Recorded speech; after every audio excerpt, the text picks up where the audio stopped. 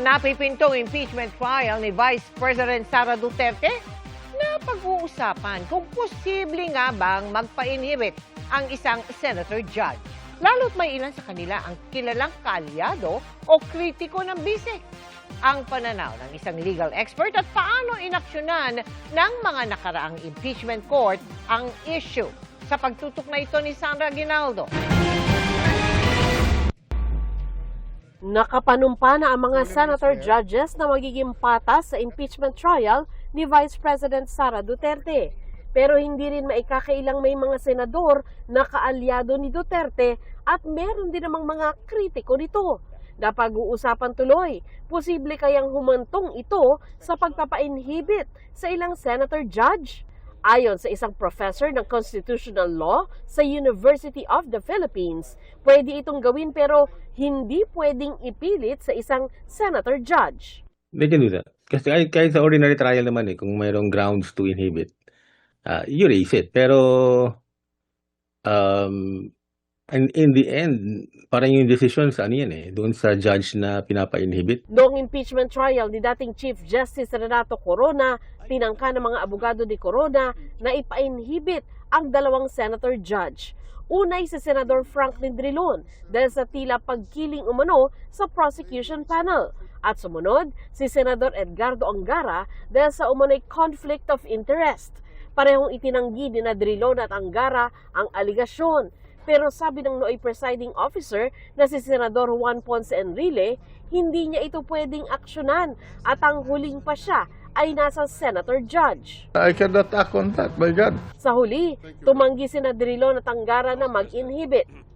Ang usaping ito, lumutang na rin noong nakaraang taon sa unang impeachment ni VP Sara. Kung ganun ang ating basehan sa inhibition, ay dapat din natin ipa-inhibit ang mga senators na meron ding bias against Sara Duterte. Pero sabi noon ng bise, hindi niya gagawin ito. Hindi kasi tayo pwede magpa-inhibit ng mga senator judges based on bias. Dahil ang posisyon lang naman ng isang tao is you are for or against Inday Sara. Ang nooy tumayong presiding officer na si Senator Chis Escudero, nagbigay din ng opinyon noong nakaraang taon. Desisyon nila kung mag-i-inhibit nga ba o magre-recuse sila. Hindi yan subject matter of vote. Hindi yan pwedeng pagbotohan na, hoy, ikaw tanggal ka na. Hindi ganun yon. Walang ganung klaseng procedure o proseso sa impeachment court man o sa regular court man. Si Escudero tinitingnan ng mayorya bilang posibleng ihalal na presiding officer ng impeachment trial ayon kina Senador Panfilo Lacson at Tito Soto. Sa panahong masasabing manipis pa rin ang agwat ng bilang ng majority at minority senators, nangangahulugan ba itong mananatili sa pwesto ang presiding officer kahit mapalitan ang Senate President? They picked Escudero. Tapos natanggal si Gatchalian. Hindi automatic yun.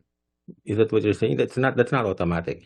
Pero, pag natanggal mo na yung si Gatchalian, that means nagpalit na ng balance of power, in which case, pwedeng palitan, mag-re-elect ng presiding officer.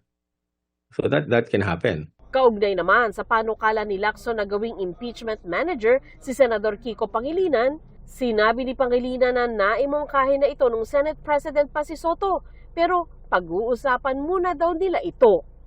Sandra Aguinaldo, Nakatutok, 24 Oras.